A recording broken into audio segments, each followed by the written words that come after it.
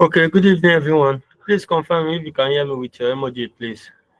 Good evening.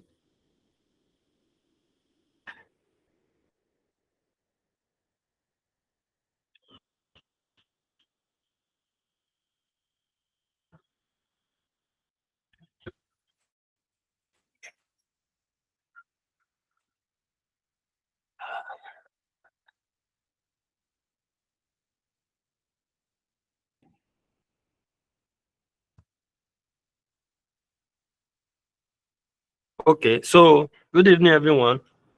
How are we today? We are just. We are fine. Are you too? I'm okay. I'm okay. Thank you. So we are meeting for the first time in 2 weeks or so. We did not have our class last week, so the last time we had class was upper week. Yeah, what happened last week was because my laptop just started funny, so I had to take it to the technician. It took me about 3-4 days, so I just retrieved it back this Monday. So, nevertheless, I sent the new study pack to the group chat. Hello.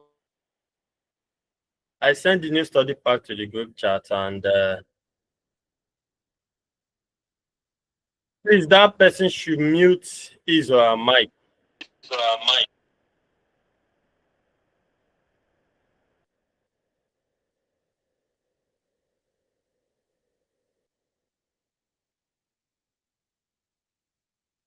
Hello, can you hear me, please?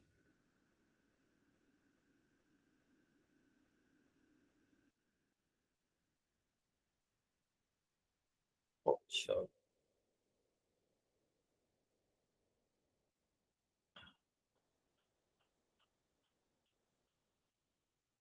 Okay, please, so as I was saying, I don't know, our previous video is playing on that. So I sent new study pack to the group chat last week, and I'm sure everybody must have gone through it. I quite understand a lot of people here have not even got the summarized note. Like I can tell you for free, I took my time to read through all the old chapters. There was nothing, absolutely nothing change from the summarized note to the new material study pack. So if you are the one that is still skeptical that no, I want the study pack to come outside, I think you have right to your own opinion, but this is the time because this summarized note is absolutely everything you need. However, you still need to open the study pack side by side and you'll be reading it. We call it summarized notes. So at the end of the class, if you are the one that you've not gotten the summarized note, please reach out to me. That is number one. Then secondly, I wish to share something that happened to one of the student last week. In fact, I don't want to use foul language, but the person is actually acts so immature.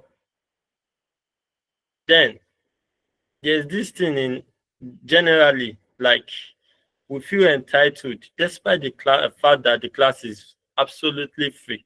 The only thing we ask from you is the summarized note that you will use by yourself. At most 3,000, 4,000 naira, you get it. Some people will still be doing another thing. I don't know. Well, that is by the way. So the I study don't pack, joke. I think, please, that person should mute his or mic. The reason why I'm saying this because, please mute your mic, please.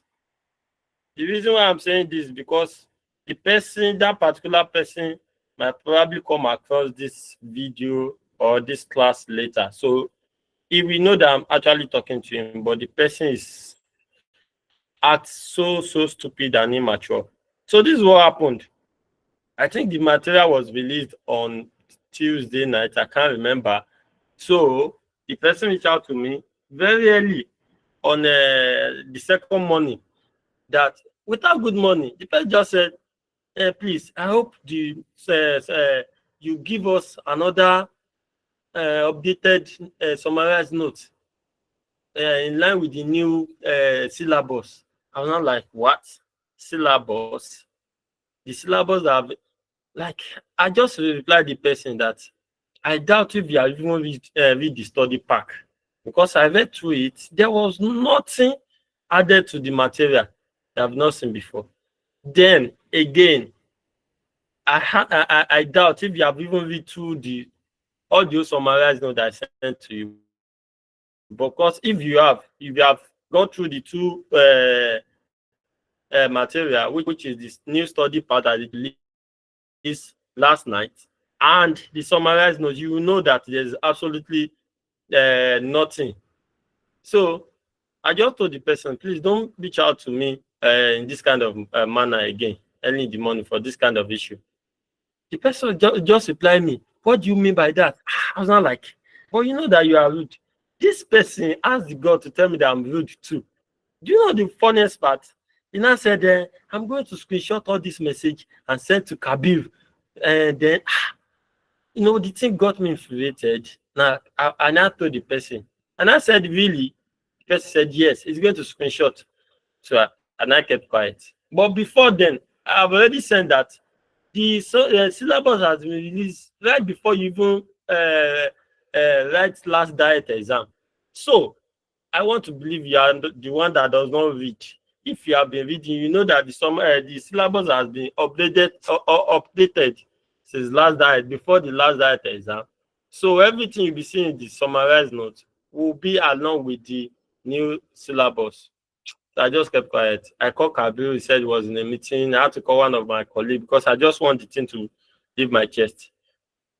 I just wanted to let it out so that it will not spoil my day. But this is what individual, at some point, some of us used to do.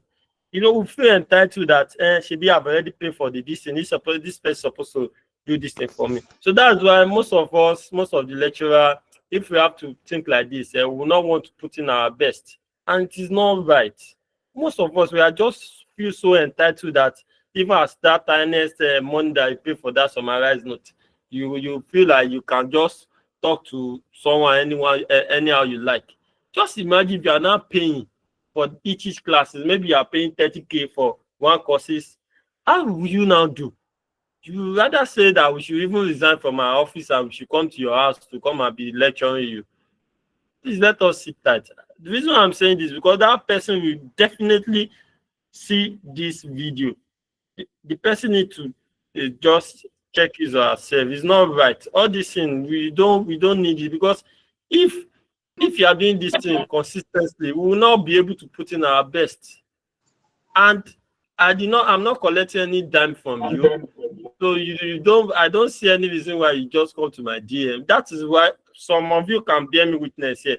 I hardly reply chat, because some people will just say something that will just get you annoyed, that you just have to ignore them.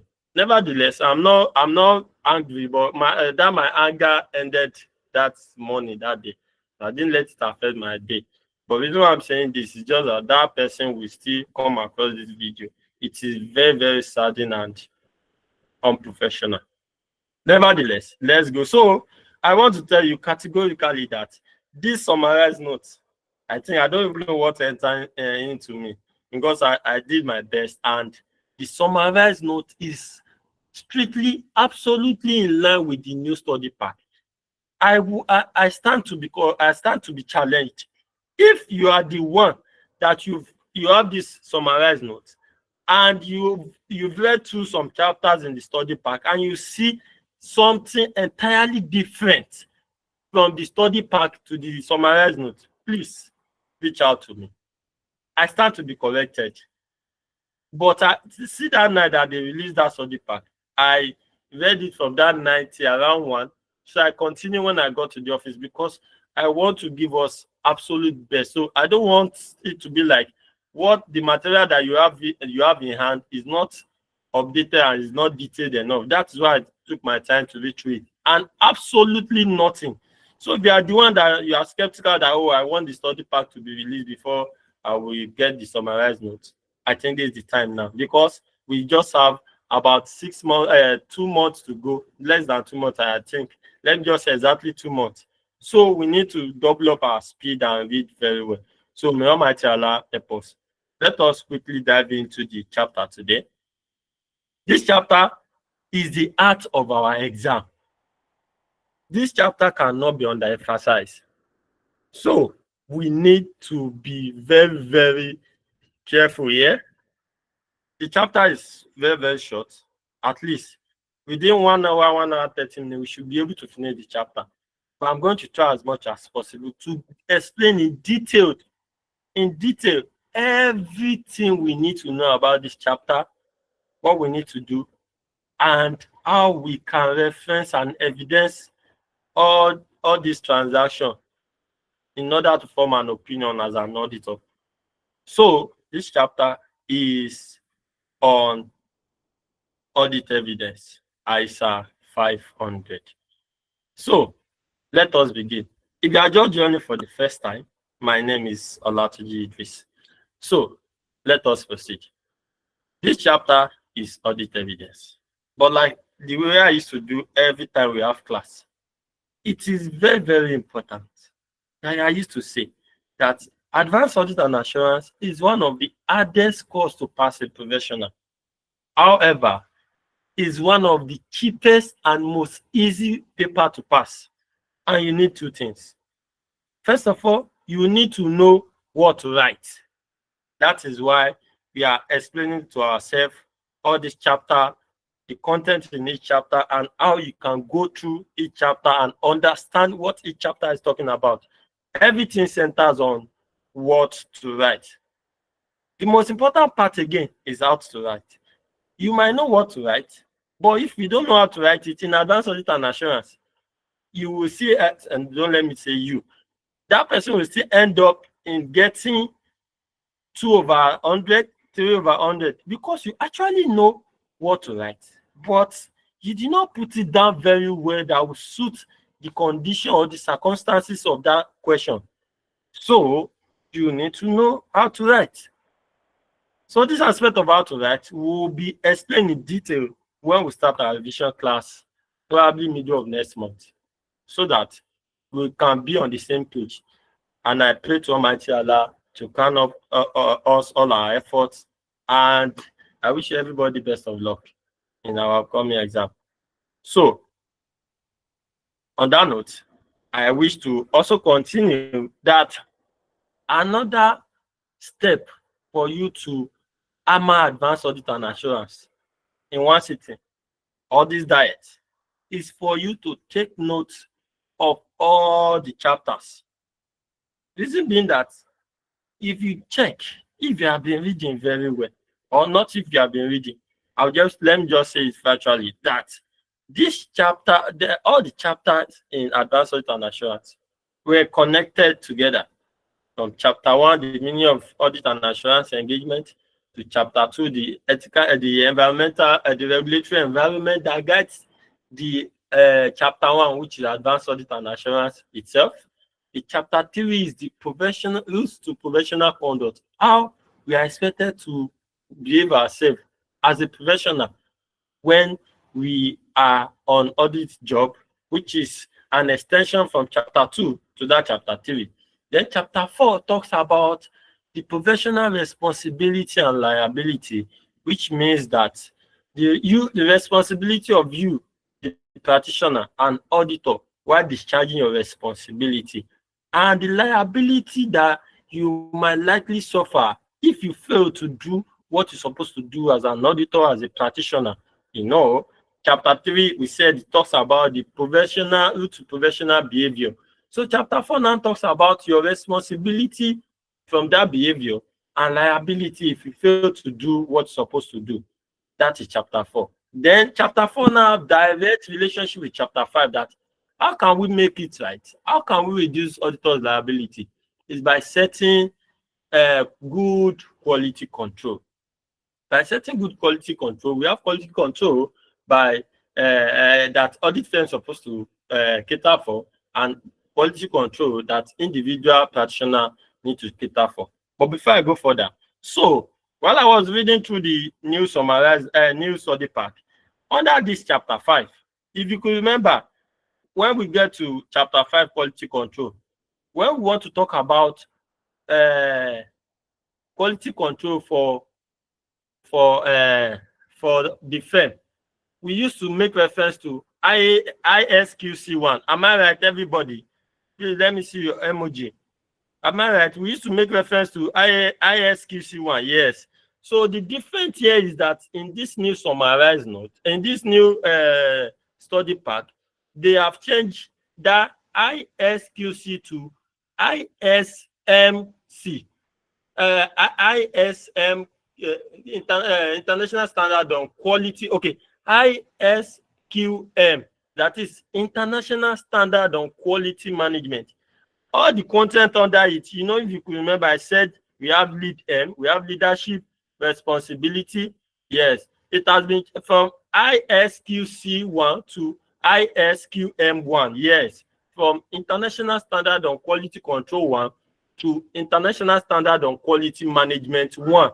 But all the content under it, leadership responsibility, ethical requirements, acceptance and continuous engagement, then documentation, which other one? Human resources, then everything, all the other contents under is still the same thing. But the reference of from ISQC1 has now been changed to ISQM1. That is the only difference. So let me proceed. I was trying to link the relationship from all the chapters, and we are in chapter 5. Chapter 5 talks about the quality control, how we can reduce what we explained in chapter 4, which is professional responsibility and liability. So chapter 5 now talks about what can the management do, the management of an organization, what can they do to reduce the risk of expressing correct opinion is by setting good and proper quality control management to guide them and their staff on how to behave themselves when they get to field work, how they are expected to do, the ethical regulatory requirement they're supposed to follow. And by doing all these things, it's going to tell on the audit work, thereby it's going to reduce the risk of expressing correct opinion. Now, from chapter 5, we now move to chapter 6. Chapter 6 now talks about the audit approach.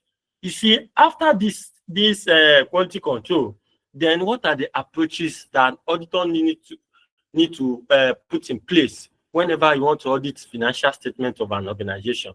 Chapter 6 talks about the audit approach, where we have business risk approach, system-based approach, financial statement approach, and substantive testing approach. Everything are well explained in chapter 6, which has direct relationship from chapter 5 on quality control. Then we now move to chapter 7. Chapter 7 now talks about the audit planning. You know, from chapter 6, which talks about the audit approach. Before you can take any approach, you have to plan first. And how can you plan? You need to understand the ethical environment, the regulatory environment of that particular business before you can take any audit approach, thereby before you can plan. So chapter 7 has direct relationship with chapter 6, which is audit planning. How are we expect to plan our audit? What are the things we need to put together? Everything is well explained in chapter 7. So we are now in chapter 8, which is audit evidence. This one also has direct relationship with chapter 7. Chapter 7 talks about the planning of our audit work. What are the things we're supposed to know? How we are expected to conduct our audit. Everything is explained in chapter 7. So chapter 8 is now how to gather that evidence in order for us to form an opinion. That is what we want to talk about here. Please, if you are enjoying the class, let me see your emoji so that you can see the way I try to link up all the chapters together, because they will definitely help you. If you do not understand previous chapter, it will be kind of hard for you to now go along with the current chapter. So every chapter has direct relationship with each other. It means from A you get to B, from B you get to C, down to the current chapter we're about to treat. And this chapter is nothing serious. How to evidence our work. What are the things we need to do? So under this chapter, we'll be talking about the audit testing. How can we test for audit, then how can we document all the evidences we've collected? So this chapter is one of the chapters that used to make reference to audit standard very well. So we need to be careful and understand the chapter, the audit standard that guides each of the subsection that I'll be talking about here. So we need to be very, very conversant with all the standard. So the audit documentation talks the standard is ISA 230. Then we will talk about related party, which is I think chapter 12, related party. I think IAS 12 in financial accounting standard, which has to do with related party. If you have related party transaction, how are we going to reference it to serve as our evidence? Here we are going to talk about it. Written representation. How can we reference it to be our audit evidence, which is ISA 580. We'll talk about it. Then using work of an auditor's report. If the company that you want to audit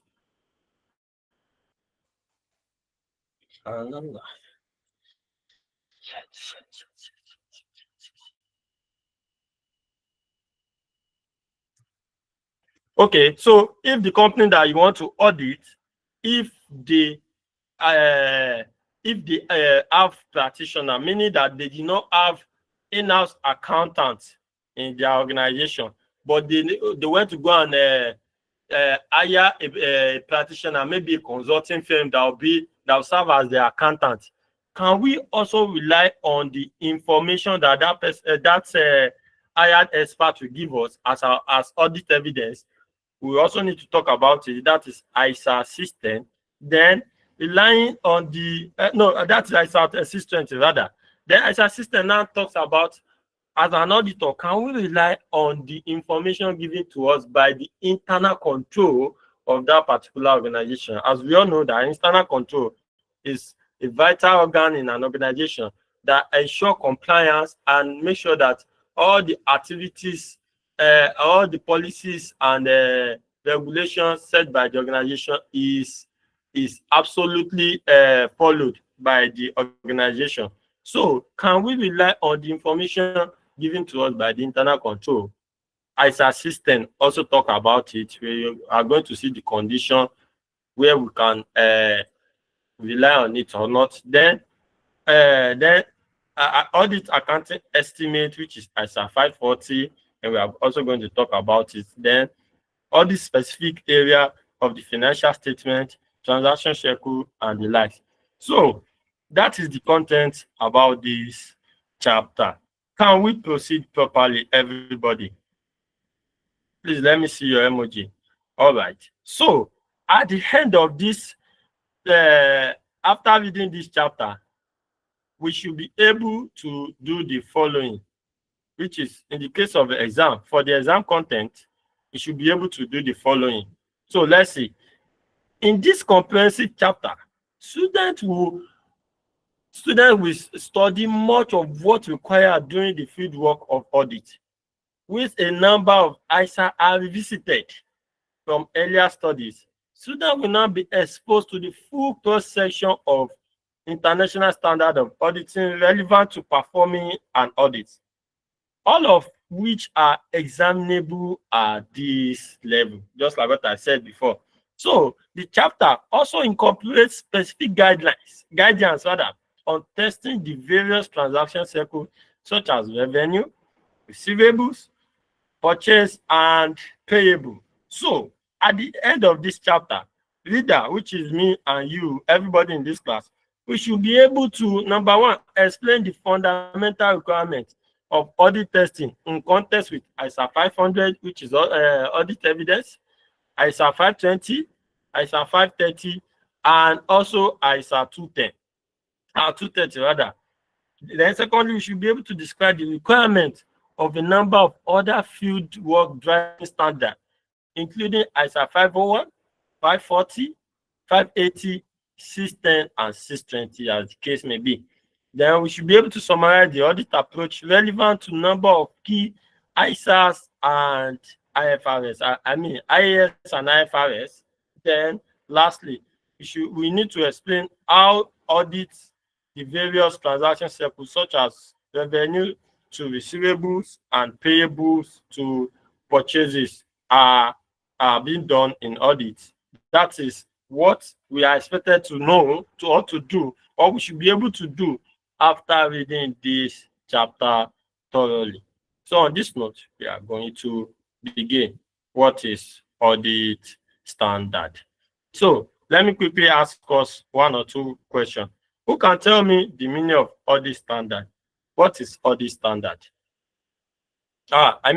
What is audit evidence rather? Audit evidence. Anybody? Audit evidence? Okay, so okay, Chioma, please go on. Audit evidence, please. Good evening, sir. Good evening. The evidence, sir. Let me say information that the auditors need, or the auditor needs. Okay. Which must be sufficient, appropriate, correct, that will enable him to carry out his audit work. That is the approaches that he needs to adopt in order to carry out his audit work. Those information together that will enable him. Yeah. Yes, thank you for the trying, but Miss Chioma, sorry, I don't want to disappoint you, but you actually mess it up. You actually know what you want to say, but the starting and the ending is not well compressed enough. So you only got the body.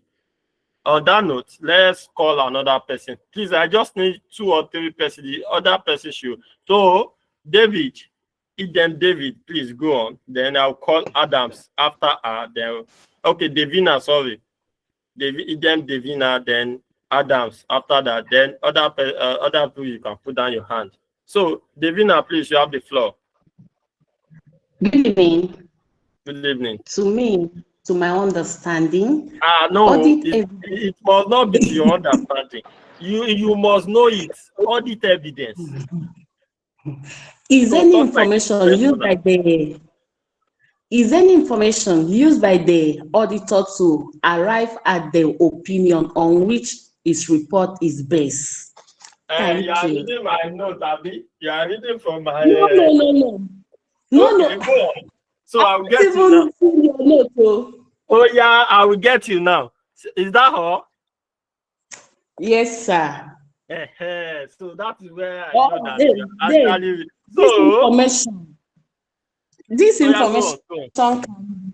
This information can be based on accounting or non-accounting basis. Okay. Because when we audit an organization, we have the evidence based on accounting procedure, both accounting and non-accounting departments. That's when we get our evidence from, and that's when we give our opinion based on that accounting, both accounting and non-accounting. Let me tell you. So your definition, at least out of 10, I can give you like 3.5 or 4, because the importance of that audit evidence is not well captured. Like the body is not well entailed. Okay, yes, but thank you for your contribution. So Adams, you are the last person that will call. Then the other person, please put down your hand. I'm going to call you later for the next questions. Adams, please, you have the floor. Okay, good evening, sir. Good evening. Audit evidence are those information needed by the auditor for him to be able to form his opinion on the work carried out by the auditor during the period review. Okay, before the period review. These people, you have not been reading very well. Okay, so don't let us waste our time. We all try. But the importance of that, reason why we collect that evidence is not well stationed. and is not well articulated when we want to give the meaning of audit evidence. So, audit evidence is that information. So, I want you to listen attentively. I can give you 3-4 definitions of audit evidence. Because if you remember, I said it is your understanding on that subject matter that will now open your mind to how many things you can use that your understanding to form on that particular subject matter. So, listen to this. Audit evidence, I can give you like 2. Let me just give you 2. Audit evidence can be defined as that information gathered by an independent auditor in order to arrive at his opinion on the financial statement review, whether it is of true and fair view, free from material misstatement, and also prepare in accordance with regulatory requirements.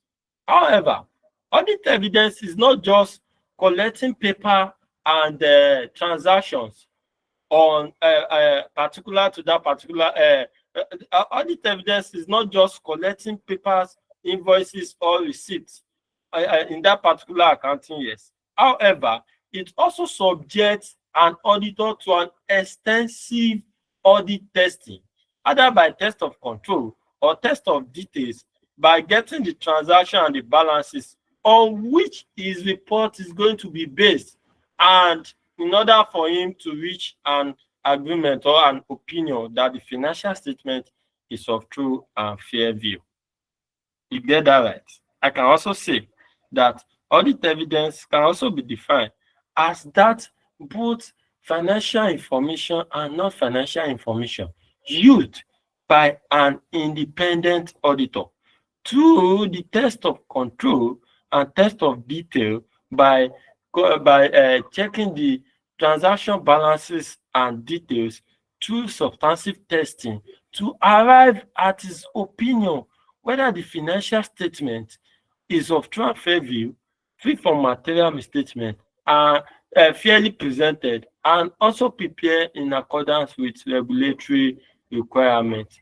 The essence of audit evidence is to compile all the evidences gathered in order for the auditor to form an opinion, on that said financial statement, whether it is of true and fair view and free from material misstatement. Can you see that? Is from my understanding, I already know what audit evidence is, so I can give you about 3 or 4 definitions and they will not be the same thing. So, most importantly, test of control and test of details must be present in your definition, because you have to carry out that evidence through test of control or test of details in order for you to arrive at an opinion whether the financial statement is of true and fair view or not. Please, do we understand, everybody? Do we understand now? Can I proceed, please? Yes, sir. Okay. Okay. Yes, sir. It's fine, Mr. sir. Lasisi, you can put down your hand, please. You can put down your hand, please. So please, let's mute our mic. So let us proceed. So that is that about audit evidence. So before everything, this definition is just, it comprises everything that we need to know about audit evidence. But however, there are some things, some headings that now form together to arrive at that definition of the whole audit evidence. So we shall be examining what we call audit sampling and what the standard, which is ISA 500, actually required us as an auditor to do as regards to audit evidence. Then we are also going to talk about the element of audit evidence, how to gather an evidences, then the ways we can use to gather evidences, and as the case may be. So let us proceed. Let's check the meaning of audit evidence. Now, this is any information used by an auditor to arrive at his opinion, just like what I said earlier on, to arrive at his opinion or on which his report is based. It includes information in the accounting record and other information. The auditor's report or opinion may be challenged when written. So the auditor will have to justify its opinion with collected evidences.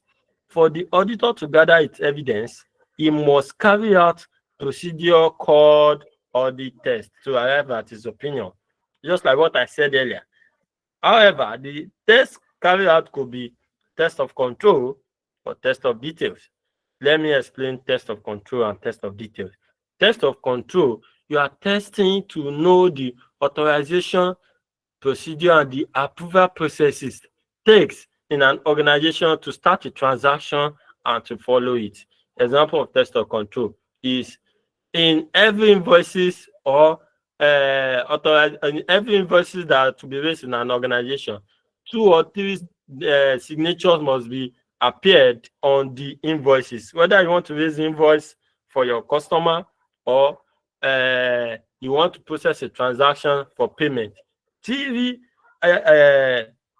signature must be present on that particular invoices or transaction processes, for example. So anywhere you see that out of 3 signature, for example, you are not saying 2, it means that the authorization process is not complete. So by that, you are checking for test of control. And test of details is by checking the transaction itself and the balances to know whether the transaction started well and it is well completed.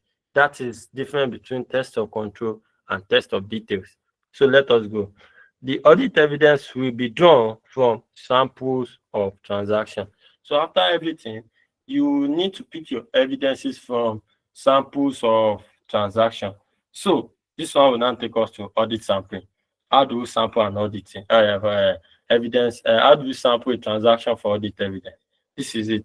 It is an application of audit procedure to less than 100% of the transaction, such that all units have chance of selection. Audit sampling is just that the totality of transaction in an organization, to the extent that every transaction in that particular section have chance of being selected for sampling or for audit processes. That is audit sampling. So let's go. The test carried out all evidences from tests and the conclusion drawn must be documented in the audit file. ISA 500, which is audit evidence, expect auditor to design and perform audit procedure to sufficient, appropriate audit evidence in order to be able to draw reasonable conclusion and on which base audit opinion is drawn. So don't forget, if you have been following from chapter 1, we talked about appropriateness and audit appropriate evidence and sufficient evidence. So this is where we are going to establish it very well. Like I remember I explained that when they said audit evidence is appropriate, it means the quantity of the evidence gathered as an auditor in order for you to form your opinion. Example of that, meaning of appropriateness is if the under a section, if you have 10 transactions there, it's either you pick 8/10 of those transactions to be sampled as evidence, or you pick all.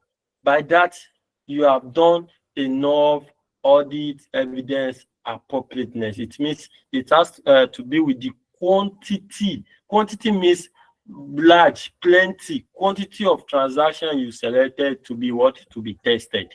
Then sufficient. No, is it sufficient? Okay, sufficiency means quantity. Yes, sufficient. All this sufficiency means quantity. It means the number of evidence you are able to gather as much as possible.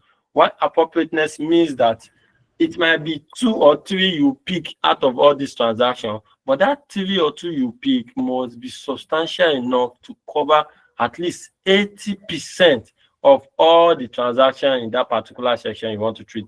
If you remember under chapter 7, where we talk about materiality, we said materiality, we have to set it. Then performance materiality must be 80% of our materiality. So everything we want to pick as our performance materiality, it must be 80% of that materiality. So that makes it to be sufficient, appropriate audit evidence. So don't worry, we'll explain further.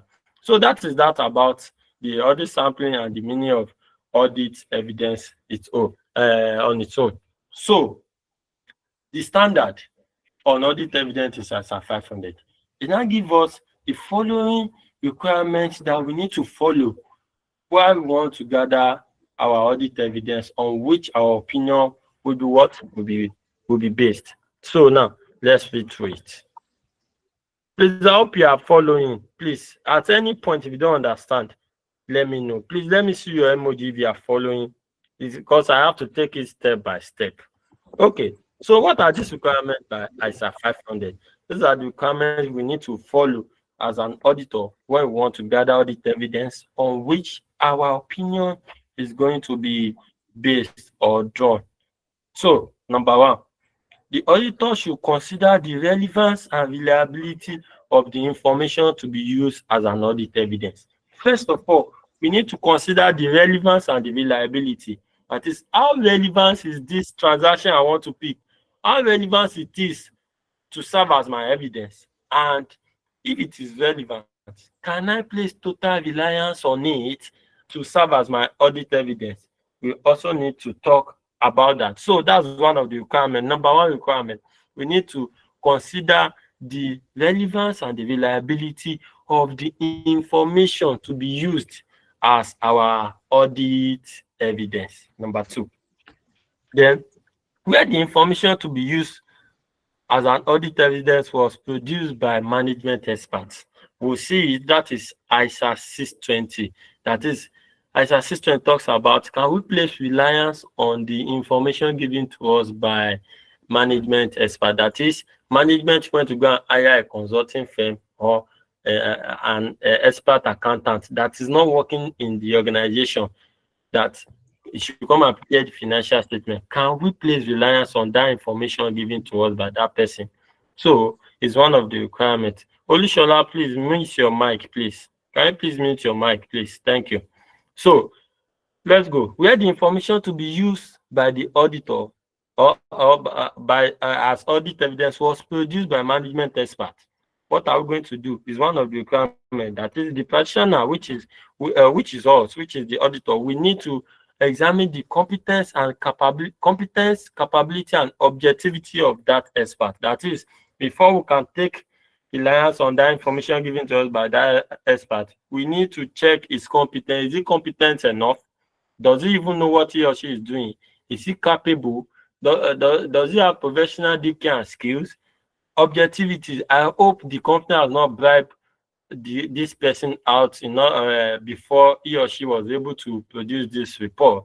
So we need to understand all these things and obtain understanding of the work and evaluate the appropriateness of his report, and understand the appropriateness of the report before we can place reliance on his report given to us that we can use as an audit evidence. That is number two requirement. Number three, where the information is provided by the client, that is where the client have in-house accountant, that is ISA system, which talks about placing reliance on the information given to us by the internal control. That is, on that period, can we place reliance on is one of the requirements. That is where the information is provided by the client. The practitioner should evaluate whether the information is sufficiently reliable. If the information is entirely, when we say sufficiently, it means if the information is entirely reliable to serve as our audit evidence. That is, if the information is accurate, complete, precise, and detailed. Number four, the auditor should have reliable means of selecting and items for testing. That is, apart from all these number 2 and 3, you practitioner, me and you as an auditor, we must have another special way of selecting transaction for audit testing. And last one, where there is inconsistency with information submitted and verified, the auditor may consider additional audit approach or procedure and the effect of other aspects. That is, when we are not certified that all this information given to us, either by experts or by internal control departments, or whereby we are unable to consider the relevancy and the reliability of the information, then we should also try and use additional audit procedure, which is substantive testing, to check the transaction thoroughly in order for it to serve as our audit evidence. These are the 5 requirements that must be followed or that we need to consider before any audit testing is carried out on a transaction. That is in accordance with ISA 500. Are we following? Can I proceed, please? Okay.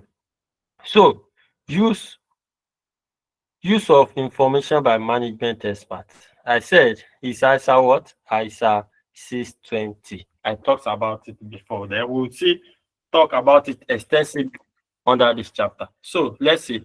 When assessing the objectivity of an expert employed by management, the auditor will consider whether, 1, if the expert has financial interest in the audit client. That is, that person that the management went to go and hire outside. Before we can place reliance on the information, on the report he is going to give us, we need to assess him. We need to assess his objectivity on the following: 1, whether the expert has financial interest in the audit client.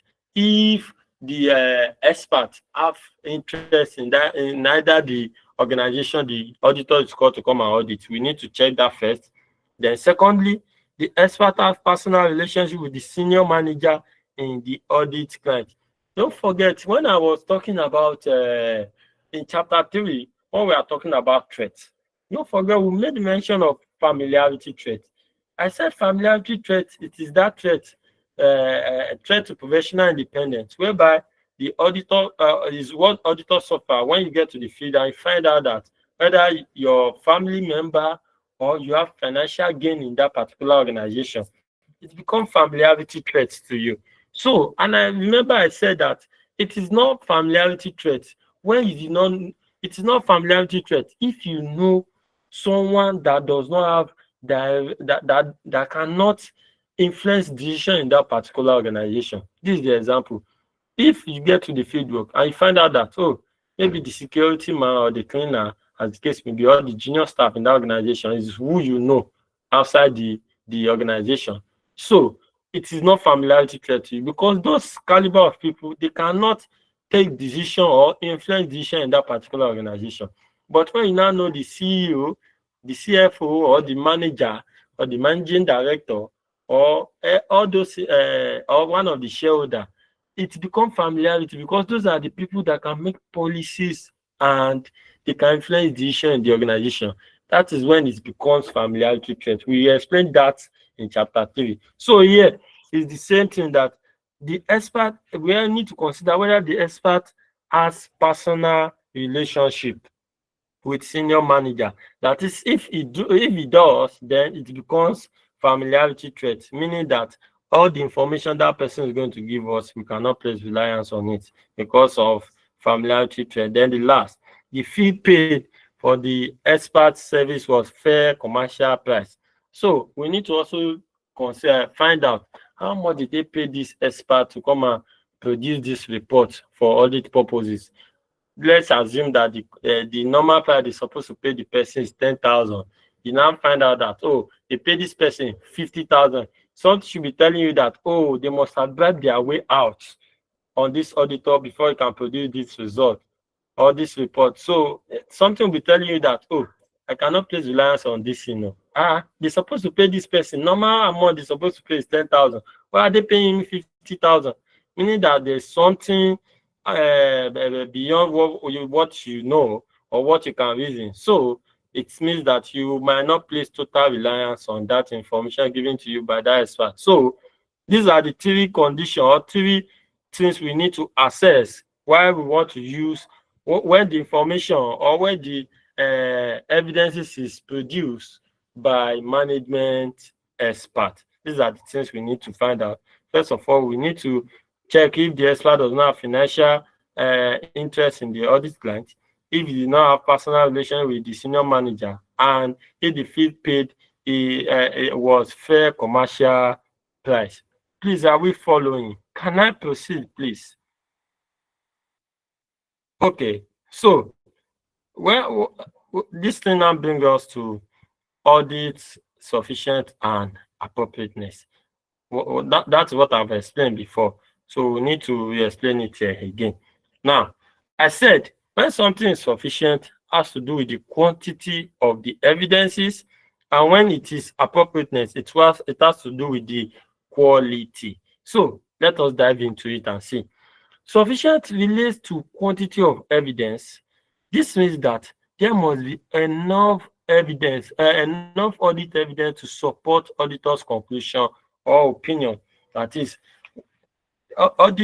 sufficiency of audit evidence has to do with the quantity. How plenty?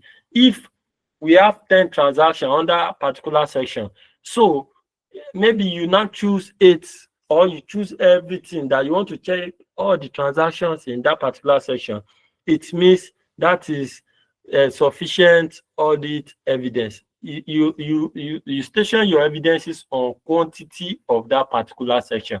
So that is that. They now said that this means that there must be enough audit evidence to support auditor's conclusion opinion. On the other hand, appropriateness relates to quality of evidences. Let's assume that I said before that we have 10 transactions, and the total 10 transactions that made up of that particular section is 100,000, for example. And we have 10 transactions, meaning 2,000, 5,000, 10,000, 15,000, everything added together, it's reported as 100,000 in that particular section, maybe cost of sales, bam. So now we want to talk about appropriateness. Maybe out of all these 10 transactions, there's one particular transaction there that is 50,000.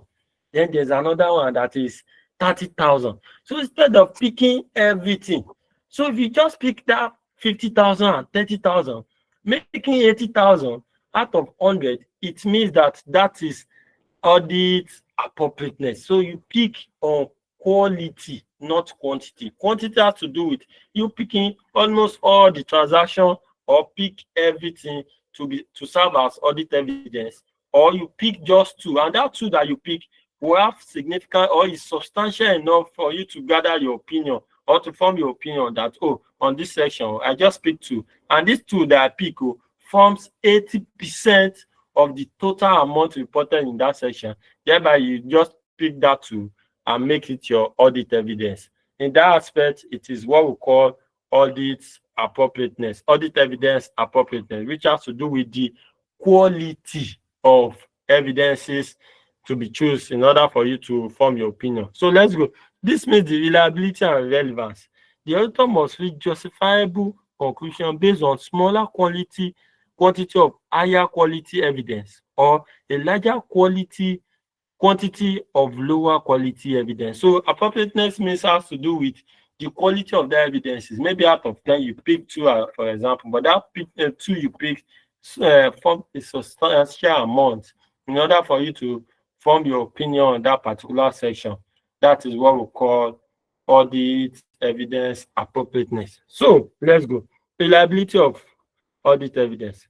What is the requirement? What does ISA 500 say about the reliability of audit evidence? So let's go. ISA 500 set out a number of principles in assessing reliability of audit evidence. They include 1.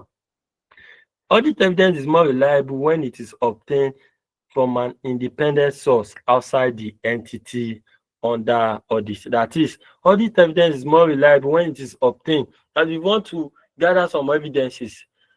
For those of us that are auditors here, or for our information, when we want to gather evidence, we used to call something bank circularization. That is, we send message to the bank that the company have, that we just say, give us all your bank account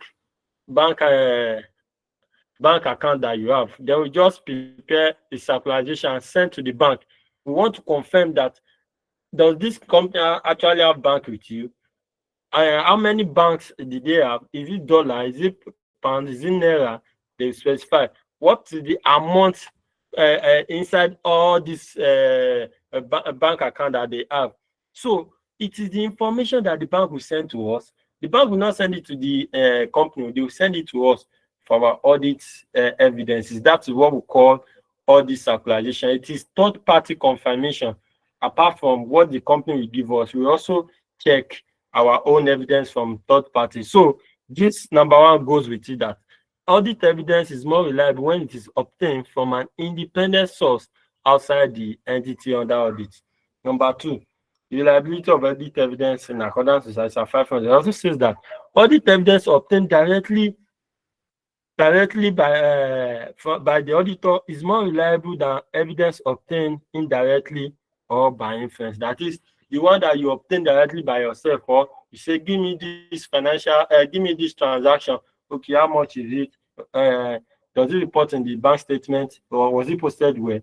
And you are able to gather the evidences. It is more reliable than the one you get indirectly or by inference. Then audit evidence is more reliable when it is obtained in documentary form. That is, when they write it down, or you have the document. Where is the document for this transaction? 50,000. They provide the document for you. It is more reliable in documentary form. Then, lastly, one of the reliability of audit evidence in accordance with ISA 500 says that audit evidence is in original form is better than photocopy. Give me the original. I don't want the photocopy, because photocopy they must have tampered with it. But the original will state the exact thing that happened with that transaction. So these are the four reliability of audit evidence as stipulated by ISA 500, that what we are expected to look into when we want to observe the reliability of any audit evidence in order for us to form an opinion. Everybody, please, are you following? Can I proceed, please?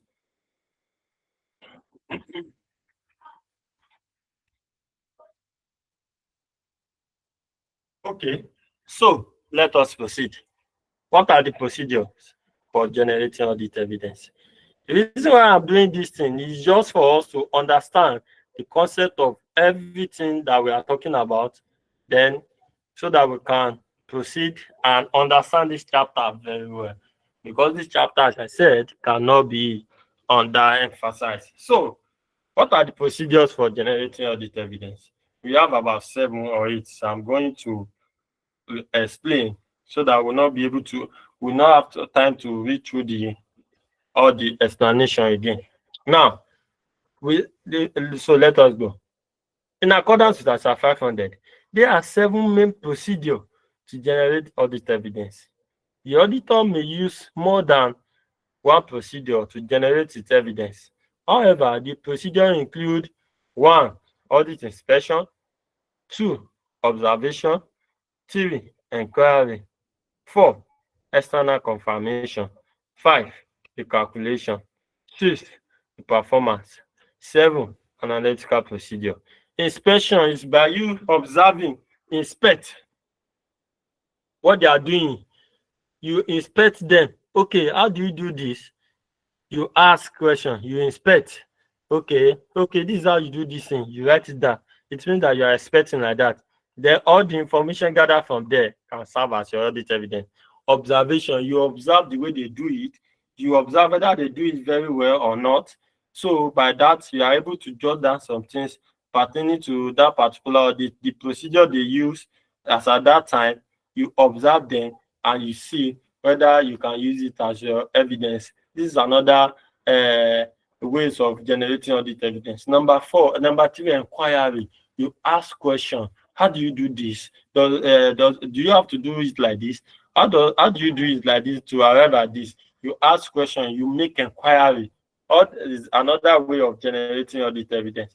External confirmation. Just what I just explained now, by sending bank circularization or to bank or to payables and receivables of the organization. Then all those things, they will call them external confirmation, which is you not gather it directly from the company, but you gather it from the third party that related to the organization. Just like payables now, the people that the company is owing, you circularize them that, oh, in the financial statement, the company said they are owing you 10 naira. Is it the same thing? Are they owing you 10 naira for real? Then you send circularization to all those people. It is what they now give you. You're now going to check with what they reported in financial statement, thereby form as your evidence whether they are lying or not. Then to the receivables too, people that is owing them, you circularize those people that, are you truly owing this company? If they say yes, how much are you owing them? Because they okay, how much are you owing them? So you now be able to check with what the company reported and what the customer sent to you. So those are what we call external confirmations. Another procedure for generating audit evidence, the calculation. And every document they presented to you, don't just take it like that. Add it, recalculate it again. Use your calculator, add it together, check everything there. Does it tally with the amount reported in the financial statement? Is it the same thing with what they posted? On the invoice, is it the same amount? So you are going to do a calculation. The performance, the step, the processes, the step they follow to arrive at that this thing, you also do the performance to know and to also serve as your audit evidence. Another way of generating audit evidence. Then the last one is through analytical procedure. It's through test of control and test of details by doing substantive testing on some area of transaction carried out in an organization. This is another way of generating audit evidence. So we can generate audit evidence by inspection, observation, inquiry, external confirmation, recalculation, the performance, and lastly but not the least, the analytical procedure. These are the way of generating audit evidence. Please, do we understand, everybody? Please. Are we following? Yes. Can I proceed, please? No, yes. Sir. Can I ask questions, sir? You said what? Can I ask questions, sir? Go ahead. Okay, please. I would like you to throw light on this reperformance. In the case of another time, please put up your hand so that we know. It's because I just I did not mute everybody in the class today. So I noticed you did not mute your mic, only that you are not disturbing. So go on, sir. Yeah. Can I please throw light on this reperformance, sir, as a means of gathering the performance has to do with, okay, let me see, let's talk about the example of the performance. Maybe the transaction, okay, if there's a transaction in that particular organization, you tell them that, okay, show me how this thing is being posted. You know, you are observing, you observe the way they posted it. So the performance, you now follow the same process again, whether you are going to arrive at that particular answer they gave you before. That is what we call the performance. You will do it again. The same process they follow is different from the calculation. The calculation, if they added everything together and they said it's 10,000, you also add your own calculation, press your calculation and see that, oh, everything is 10,000 naira. Okay, it's actually 10,000 naira they post. That is the calculation. Every performance is the step, the procedure they use to process that transaction is the same procedure you also follow. By that, you are performing that statement, that procedure and processes. Thereby is another way of generating audit evidence. Do you understand now, sir, Mr. Patrick? Yes, sir. Thank you, sir. God bless, sir. All right. Then analytical procedure, as the case may be. These are the 7 ways of generating audit evidence. However, it is not peculiar to all these things. It depends on your understanding. You can also come up with your own way, and if it's sense making and it is well articulated, you can add it to this. In fact, you can say your own is 10, and like we said, if you go through the Pathfinder, the solution, they will never say just come and say solution. They will say suggested solution. It means that what they said is in their opinion. So another person can add something that will make it more comprehensive, or your understanding, from your understanding, you can present something that will be more elaborate and comprehensive, more than what they give you as solution in the Pathfinder. So that's why they used to call it suggested solution. So let us proceed. We are now moving forward now. Now, audit sampling. This is where we'll now be talking about some of the standard we talked about before. Like I said, this chapter is encompassed with a lot of standard. And when we want to write anything about this standard, we need to make reference to all those ISA. So when we want to talk about this chapter, we need to make reference to all these standard that talks about each of the sections in this audit evidence, because it's the art of our exam. So whenever you are writing, you need to know the standard that talks about the particular subsection you want to talk about under audit evidence. So let us go. We said we have audit sampling. What is sampling in auditing? And how can audit sampling help us in audit evidence? That's what we want to talk about here.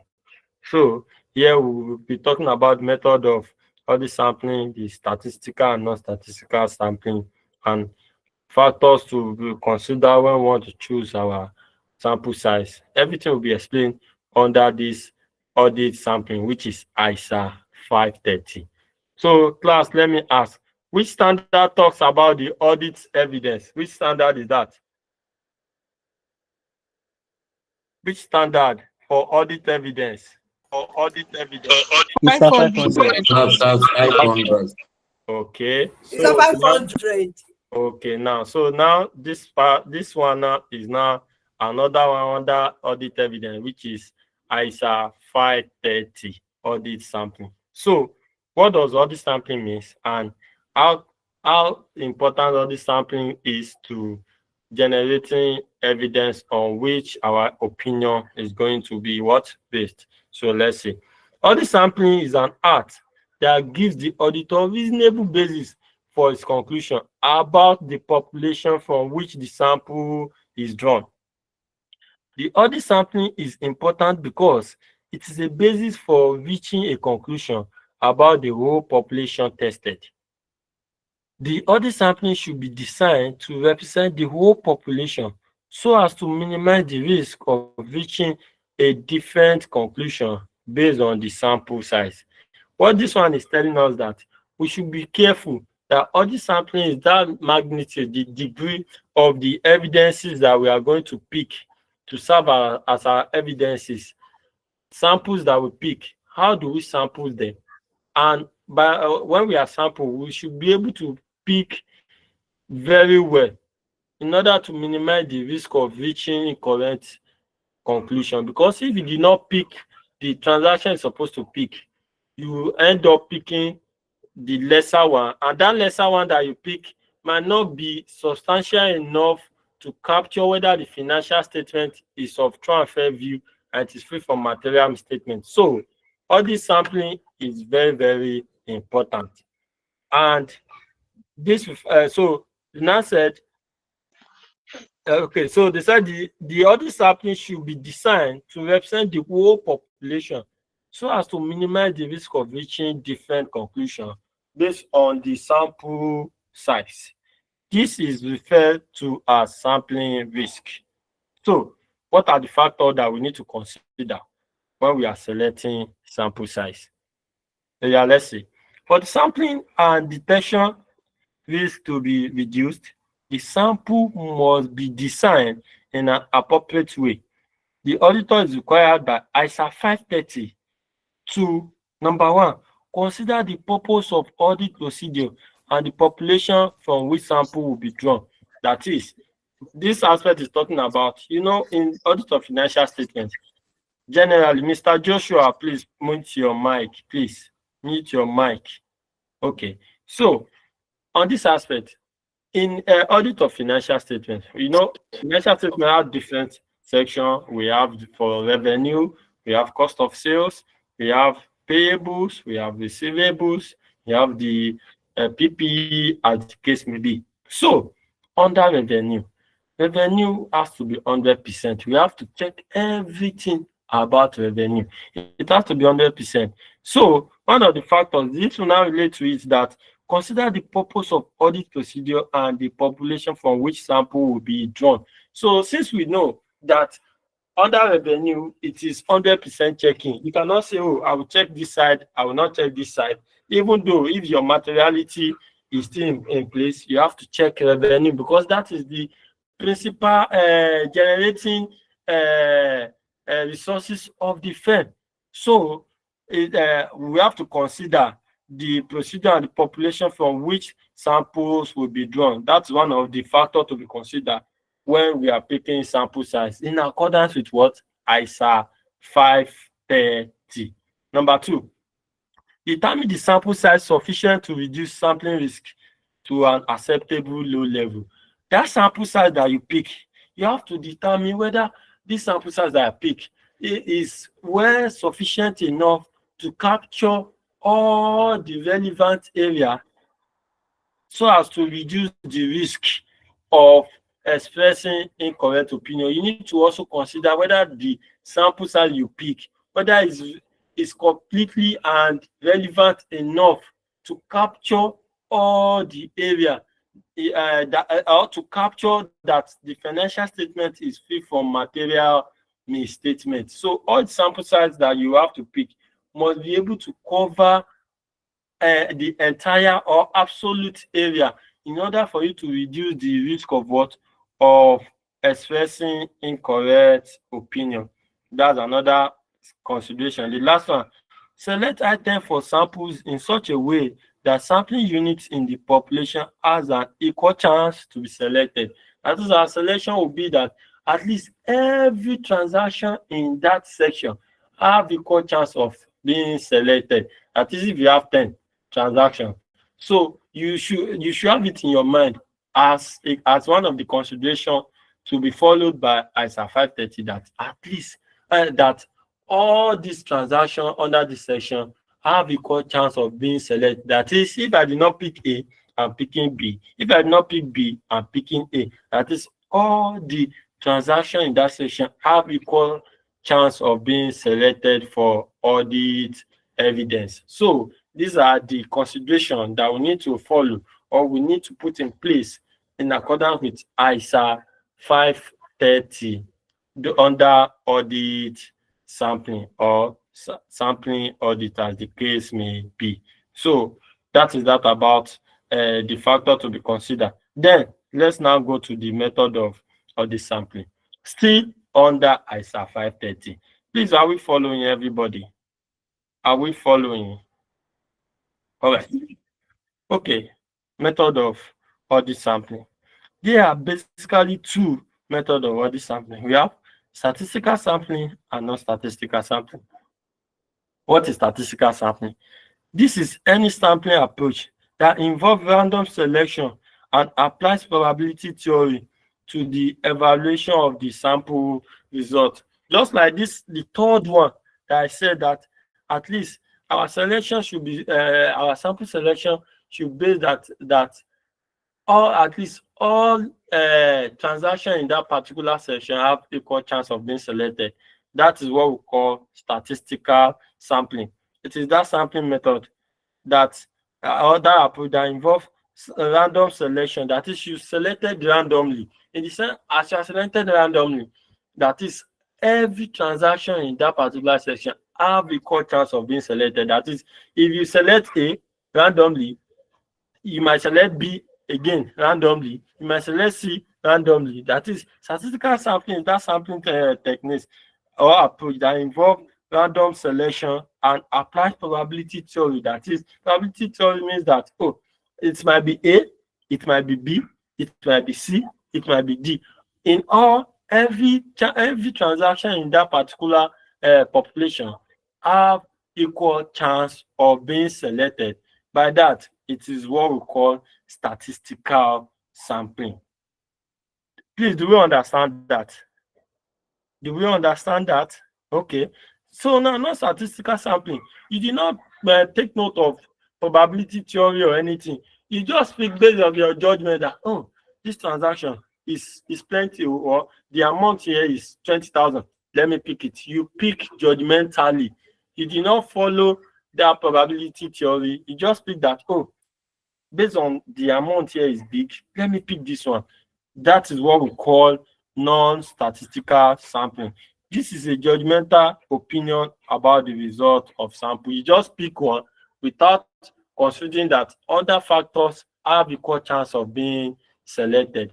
That is what we call non-statistical sampling.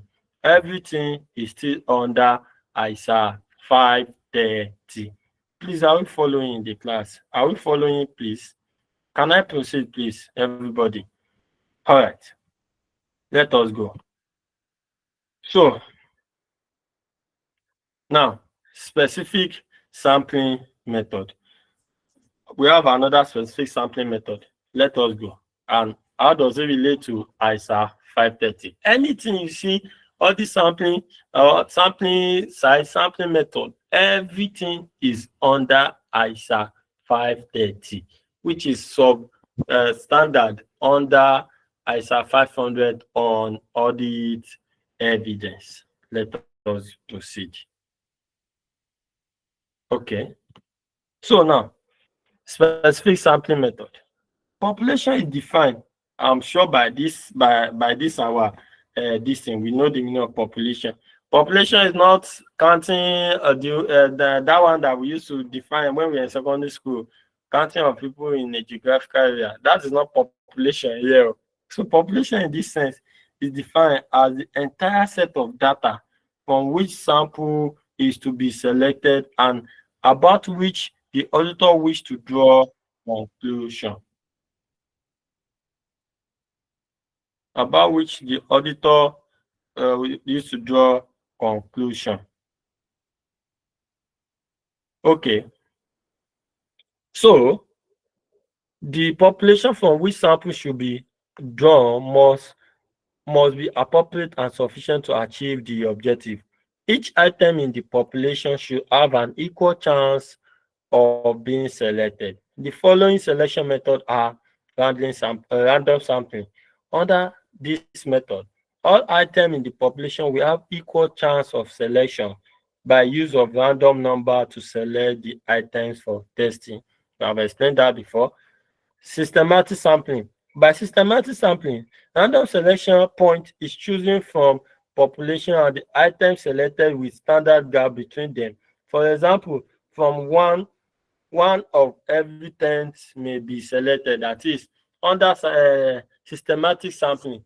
Under this, the first one, which is random sampling, that is, you might pick A, you might pick B, you might pick C, you might pick D. That's random sampling. But systematic sampling is that you have standard gap between every data in the population. That is, if you under this, you can pick.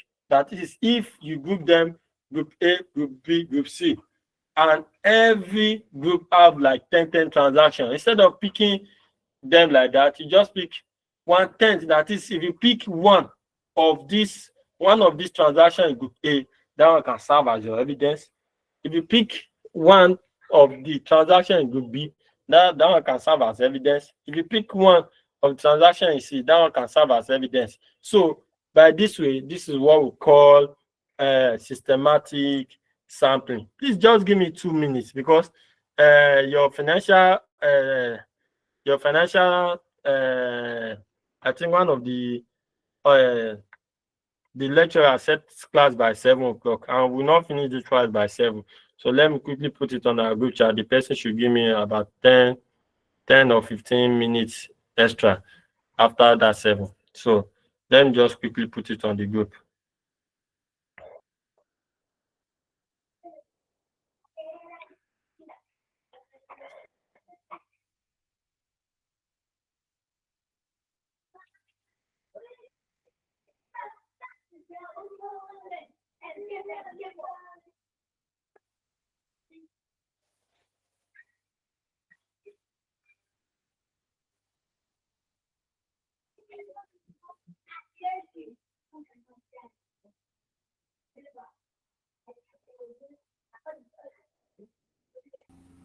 Hello, please, what chapter is this? I just joined.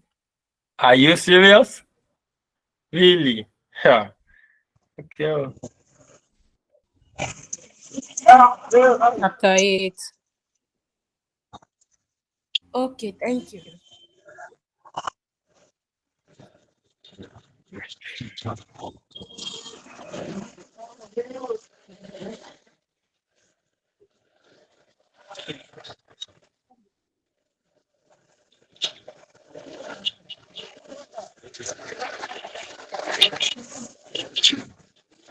Please, let's mute our mic, please. Solomon, please mute your mic.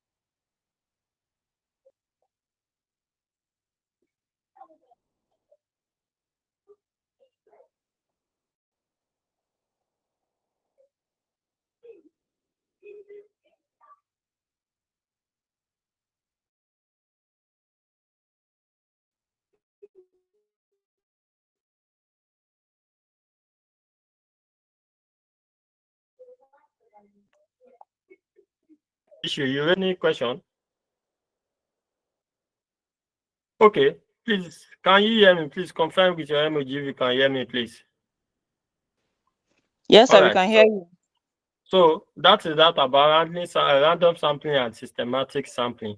Then lastly, haphazard sampling. This is not scientifically method. It is selecting sample in an arbitrary basis. Arbitrary basis, just like unsystematic that we talk about. The other one, when we talk about random sampling and non-random sampling, is the same thing as haphazard sampling. It is on your judgment. So by judgment, you just pick that, oh, let me just pick this particular one to serve as my audit evidence. So these are the specific sampling method that we can use as an auditor when we are doing audit sampling for audit evidence on which our opinion is going to be what is going to be based. That is that about ISA 530. I hope you understand very well everything about ISA 530, what we need to know, the requirements and everything there. So that is that about ISA 530. Let us proceed again. We are now going to analytical procedure. How does analytical procedure, how does it help in audit evidence? We are going to talk about it now. Analytical procedure. Then we also talk about audit documentation. Then we are moving gradually. So, because I want us to finish this chapter this night. So by Friday, we proceed to chapter 9, which is audit, evaluation, and review. So let us go. Analytical procedure. What do we mean by analytical procedure, and how does it work, or how does it help in audit evidence. So let's see. Analytical procedure is the evaluation of financial information through analysis of acceptable and credible what relationship among both financial and non-financial data. Analytical procedure, it is one of the audit procedure to arrive or to ascertain whether the financial statement is of true and fair view, fairly presented, free from material misstatement, and prepare in accordance with regulatory requirement. So it is now that credible and acceptable relationship between financial data and non-financial data. By financial data, we mean the figures, all the figures that make up the financial statement, from the our income statement to our statement of financial position. All the figures therein is what we call financial data. Non-financial data are the accounting policy, the company policies, or the policies used to recognize the transaction in the financial statement are non-financial data. So everything added together will form a whole financial statement. So analytical procedure is the evaluation of those information that are made up of that financial and non-financial data in the financial statement. That is what we call analytical procedure. That is ISA 520. Can we proceed? Are we following?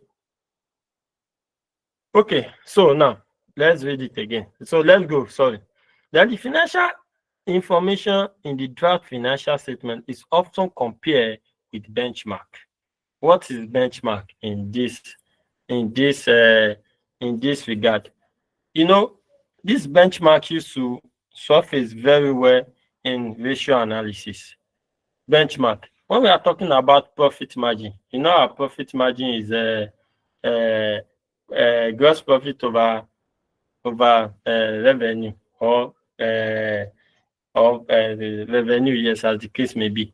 So benchmark is, let's assume, so if you multiply profit over revenue multiply by 100, probably it give you some percentage.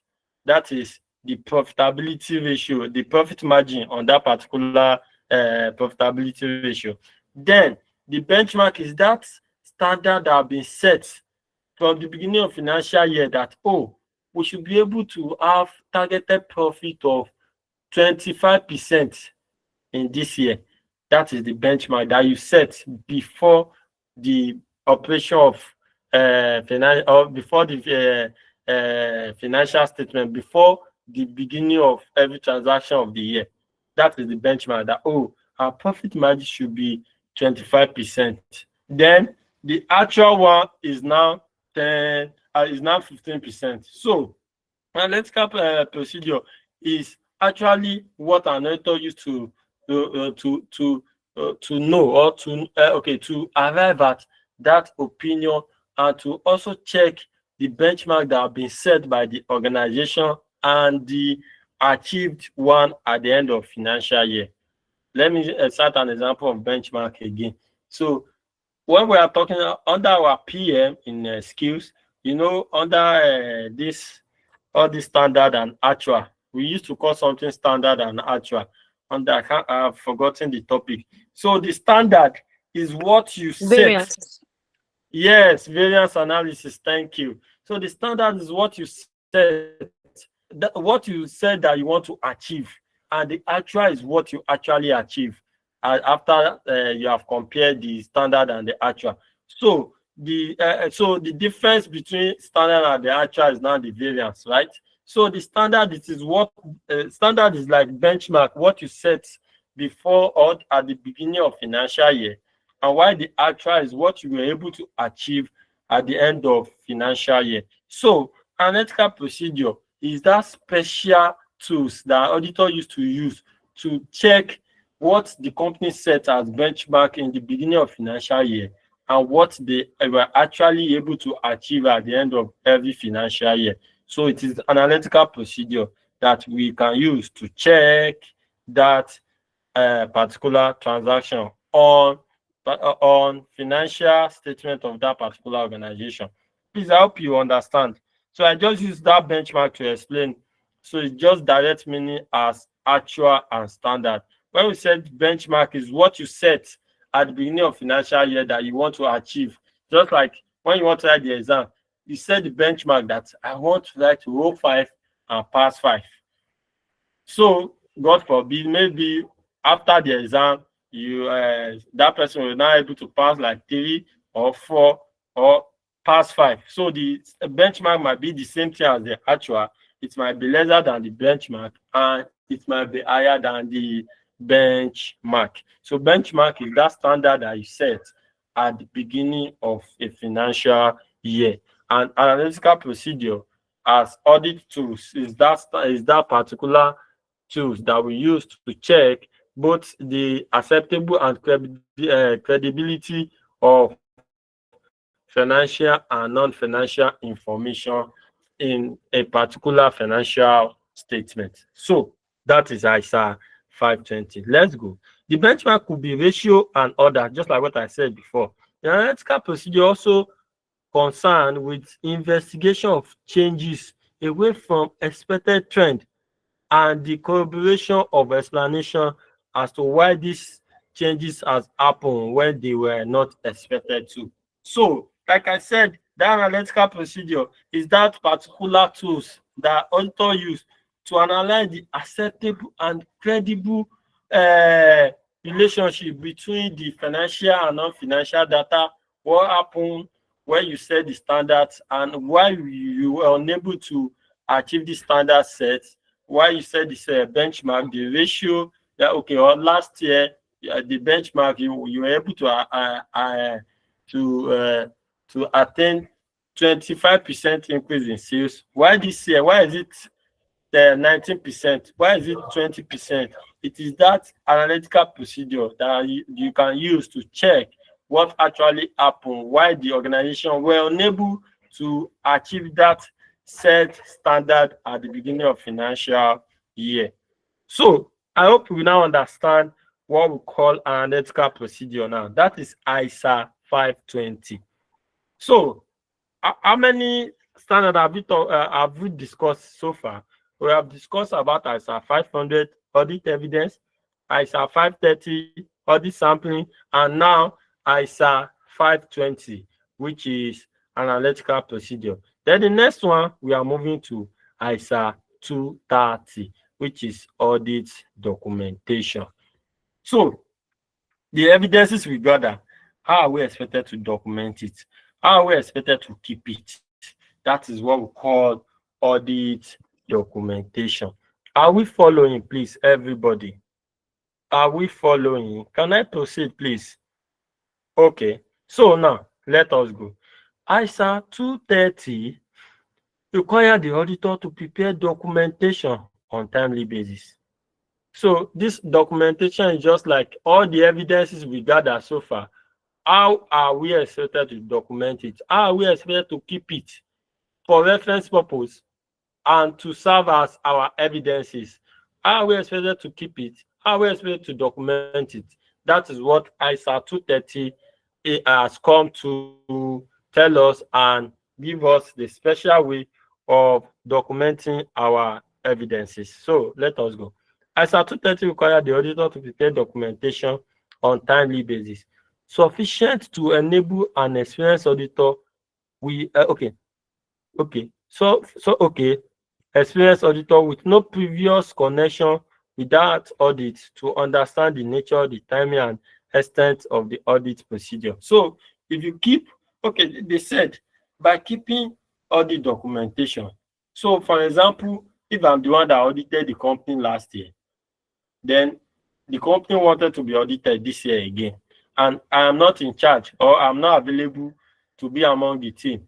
So with my documentation, with audit evidence that I'm able to gather last year, the working paper that I use, so I document all the information, the procedure that I use to arrive at the evidences. I'll document it in a file and keep it in the office. So if another person wants to audit the company, and the person is not have idea about the company that I audited last year, their information and everything, by checking that documentation, my audit file about that company last year, you'll be able to understand the procedure that I followed last year, where I was able to gather my evidences, how I was able to reach my conclusion on the audit last year, and where the audit stopped last year. Then for you to now know where to start from and how to gather your own evidences based on the documentation are filed in the office. So that's one of the importance of audit documentation. It gives insight to to a practitioner that does not have previous connection with that particular organization, to understand the basis of the audit process, the procedure to follow, how to gather evidence, and how to reach and arrive at an opinion on that particular engagement, because you have something to read and understand the basis of which the audit was set last year. So by that, that's what we call audit documentation, ISA 230. So let us go. The result of this procedure, audit evidence obtained, and significant matter which arose during the audit and the conclusion reached. The auditor is required to document all discussion of significant matters. All audit work must be properly documented and held in the audit file, just like what I said. This file is called audit working paper. I have explained that. The documentation provides a record of audit procedure performed, the audit evidence obtained, and the conclusion reached. The documentation should provide sufficient and appropriate record of basis of the audit report and evidence that the audit was planned and performed in line with ISA and applicable regulatory environment. The preparation of sufficient and appropriate audit documentation on timely basis will help the auditor to enhance the quality of audit. One, it will help to facilitate the effective review and evaluation of audit evidence. You see, this documentation is nothing other than audit file, audit working paper file. That is every tool that you use to work on that particular audit last year. You keep it in a file and put it in your office so that another person, if you are not the one that will audit the company this year, so anyone that wants to audit the company can quickly check the documentation that you put in place last year to know what he or she is expected to do and where to start from. So by keeping proper audit documentation, it will help an auditor in the following way. One, it will help to facilitate the effective review and evaluation of audit evidence obtained. Two, it ensures the audit team member are accountable for their work. That is, we that we audited the company last year, it ensures that we, the audit team member, are accountable for their work. It helps to keep record and reference that can be made to it on future date.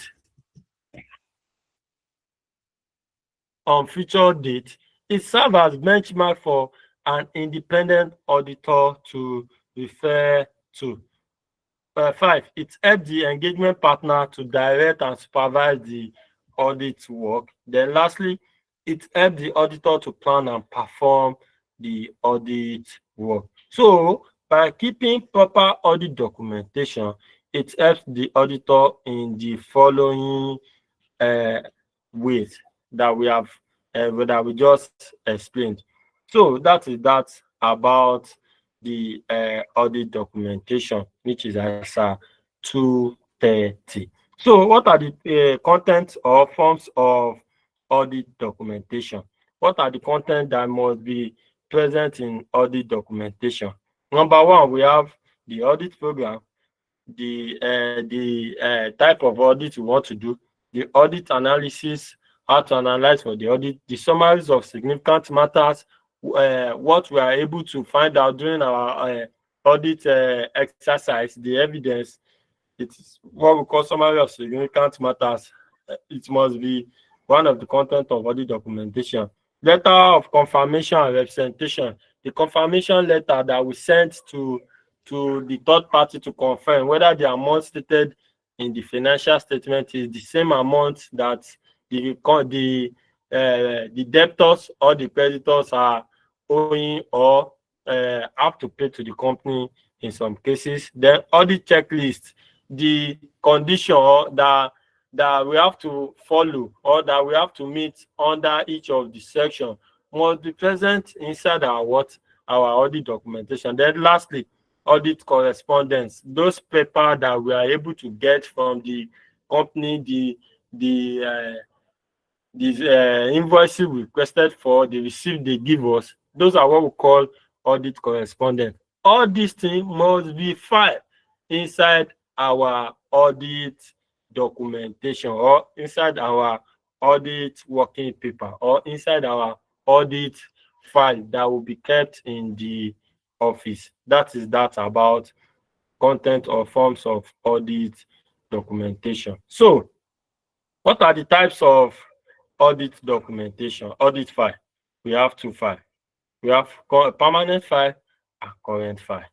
And the custody and confidentiality of this audit working paper, everything will still be explained under ISA 230. Please, are we following, everybody? Are we tired? No. Are we following? Can I proceed, please? Yes. So, let us go. Now, type of audit file. We said we have permanent file and current file. What is permanent file? What is current file? I will explain in just two minutes that we understand. Permanent file is that file or the information that contain the regulatory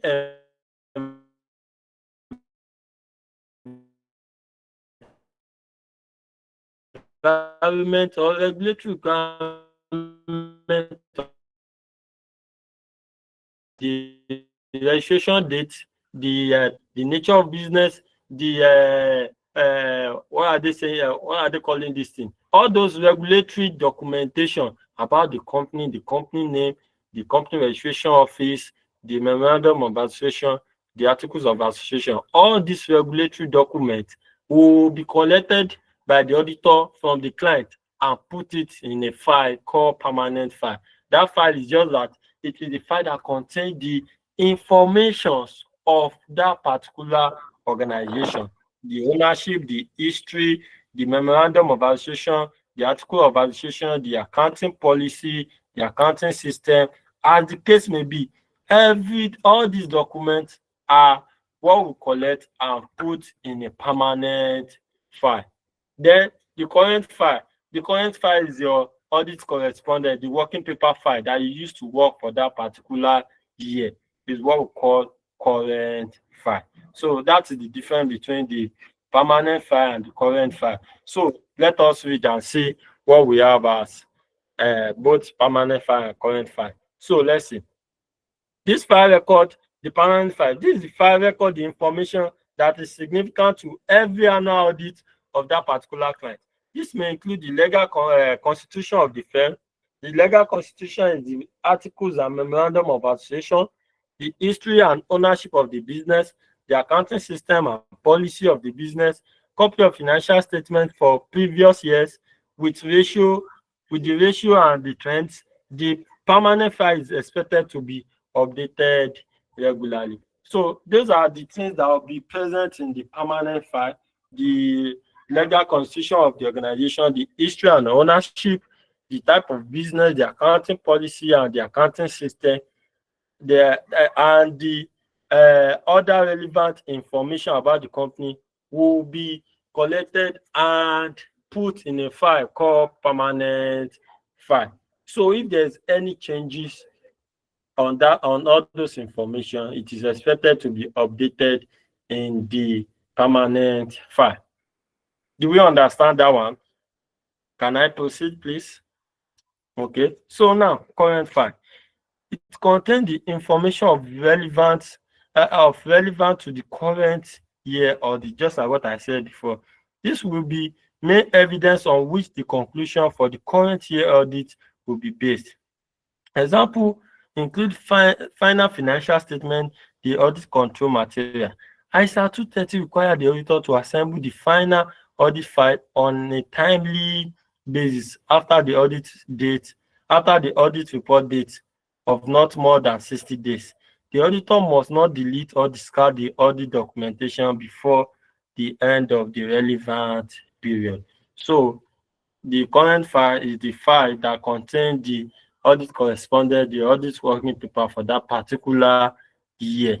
And you are expected to assemble the information and kept in a file not more than 60 days after the audit report has been issued.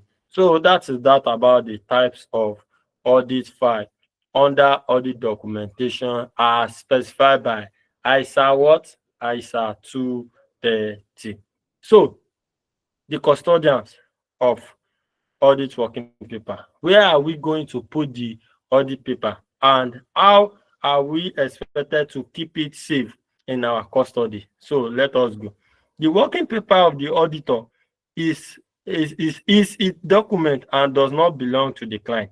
So it's because it belongs to me and does not belong to the client. So ISQC1 require that they keep. So it's not now ASQC1, it's now ISQM1.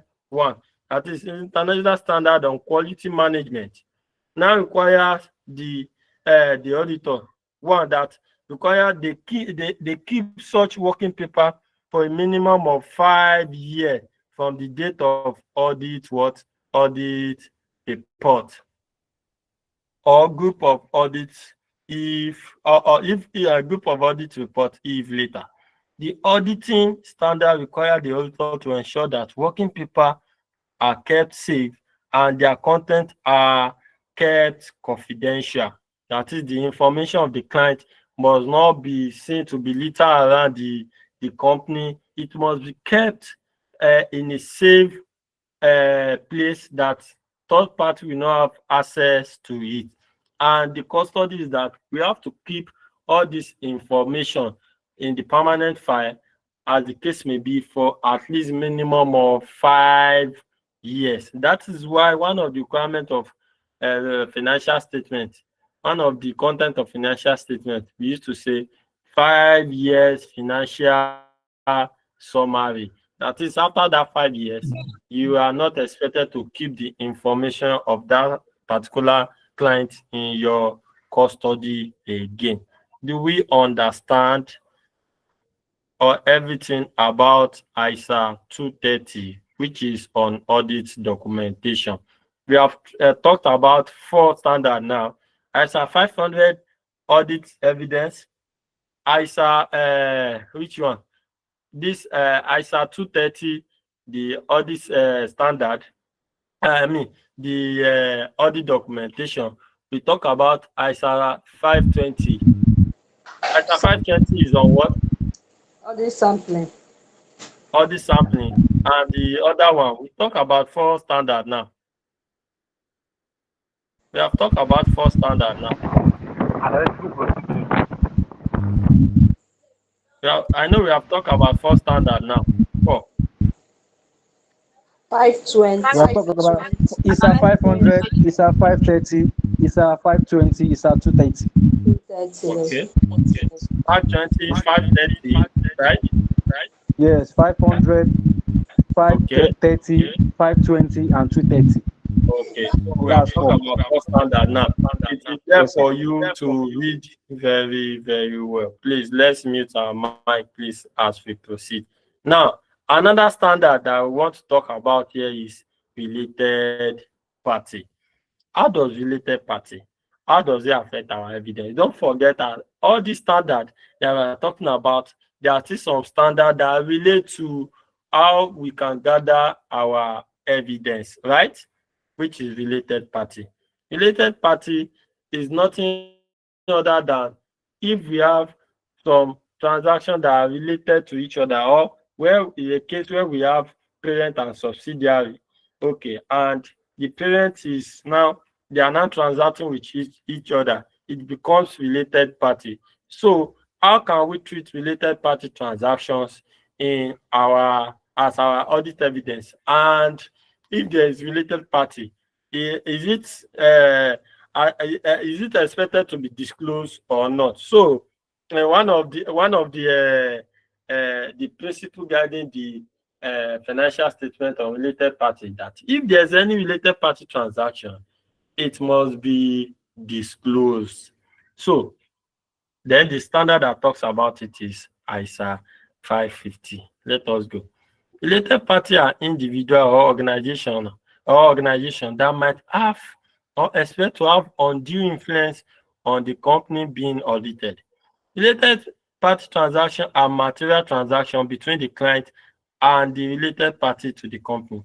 It is the duty of the client to disclose and record all material related party transactions. So it's telling us that if there's any related party transaction, because related party transaction is one of the things that can cause material misstatement on the financial statement if it is not properly checked. So it is now in accordance with ISA 550 that any related party transaction must be disclosed and recorded, all material related party transaction in the financial statement. It has to be disclosed and recorded so that when the auditor is checking, that is ISA 550 on related party says that in order to serve as our evidences, all related party transactions must be disclosed and recorded in the financial statements. That is that about ISA 550.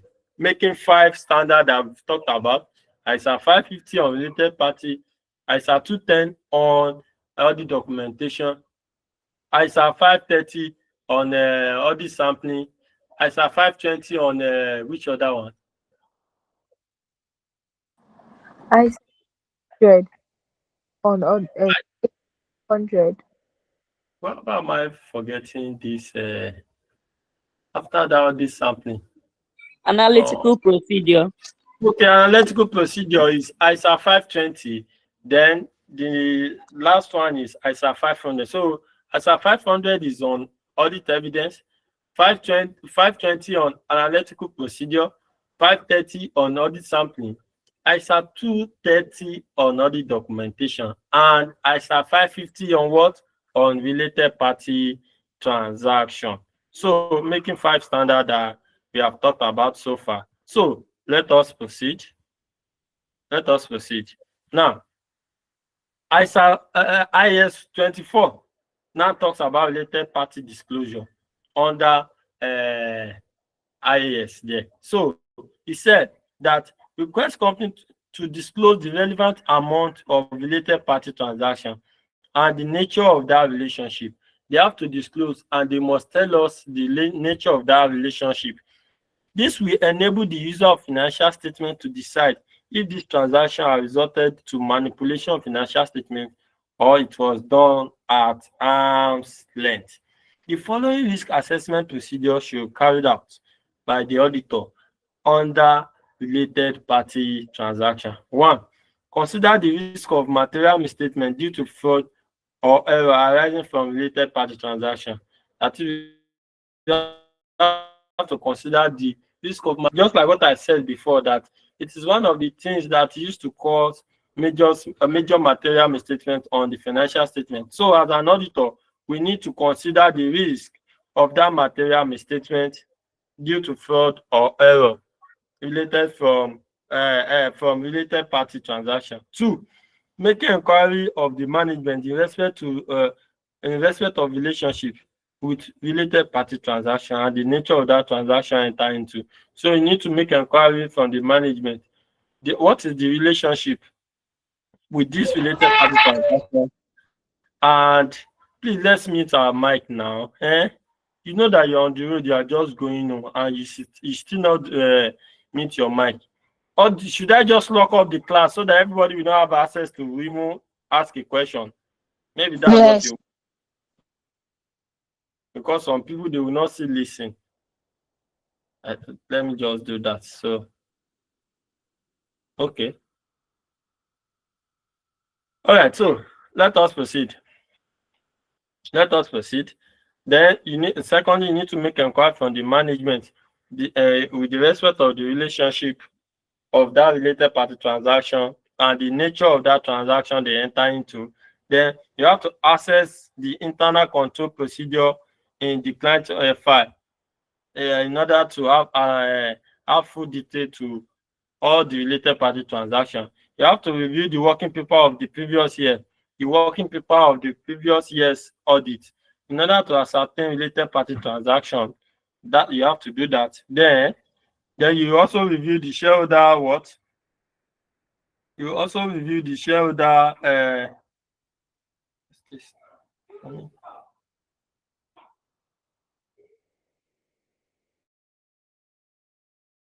you also review the shareholder's record and the major shareholder's name in relation to related party transaction, whether it is not the shareholder that is still doing the transaction. You know, in some organization, you still see their major staff that they will still be one of the major supplier of the raw material in that company. So, as an auditor, you need to check the details of all those related party transactions to know whether the transaction are substantial or not. So that is that about that. Then any legal or bank confirmation, we also need to do bank confirmation in regards to related party transaction. So those are the things we need to do or we need to check as an auditor in relation while we are checking any related party transaction in accordance with ISA 550. That is that about related party transaction. Then moving on, we are moving to written representation. We are getting closer to the end of the chapter. What is written representation? Okay. Mr. Lasisi, please put down your hand, sir. Can you please put down your hand? And Tokwe, you'll be raising up your hand since morning. Please, you too also put down your hand. You can note down your questions, so after the class, you can ask. Okay, so let us go. We are now in ISA 580, written representation. What is written representation? Written representation is a written statement sent by the management of the organization to the auditor, stating that all required documents requested for by the auditor for audit purposes has been provided for audit purpose. Written representation is that statement or document sent by the management of the organization to the auditor, stating that all the relevant information, all the relevant documents that are needed for audit purposes has been sent to the auditor. So this one will now bring us to different type of letters that we have in audit settings. We have appointment letter. 2, we have arrangement letter. 3, we have engagement letter. 4, we have written representation. And 5, we have management letter. Let me quickly explain these 5 letters in 2 minutes. You see, the first letter that will be sent is appointment letter. The appointment letter is the letter sent by the management to the auditor, confirming that they have appointed the audit firm or the auditor to be their auditor for that financial year. So just like when we just got another offer, another work now, they will send us appointment letter. The appointment letter will state that, oh, we have selected you as one of our staff or our worker that you'll be working with us for in this particular year. So it's the same appointment letter that will be sent to the auditor, confirming that the audit firm has been given audit appointment in a particular organization. That is appointment letter. Then after the auditor has received the appointment letter, the auditor will now send the engagement letter to the management. The auditor will now send the engagement letter. The engagement letter is letter sent by the auditor to the management, stating the nature of the audit work, the timing, the audit fee to be collected, and every other relevant information that will be used for audit purpose. That is what contained in the engagement letter. I will say it again. Engagement letter is the letter sent by the auditor to the management, stating the nature of the audit work, the timing, the audit fee to be paid, and other relevant information that will be useful for audit purposes. That one is sent. The first one sent by the management to the auditor. Then the auditor will now reply back with engagement letter. Then again, auditor will also send an arrangement letter. An arrangement letter is the letter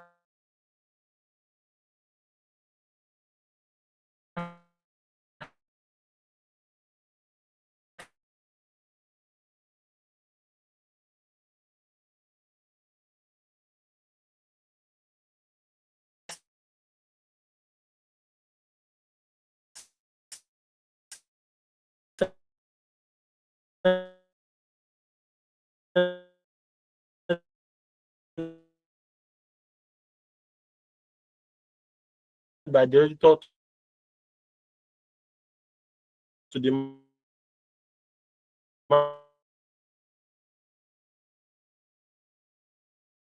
management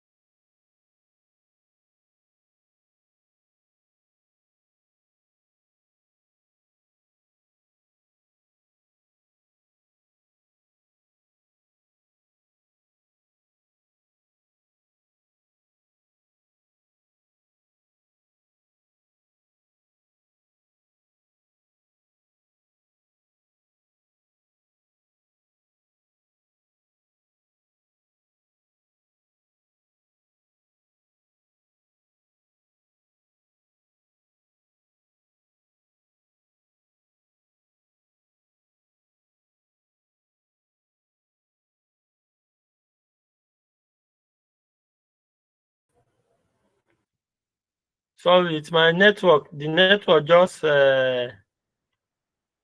throw me out.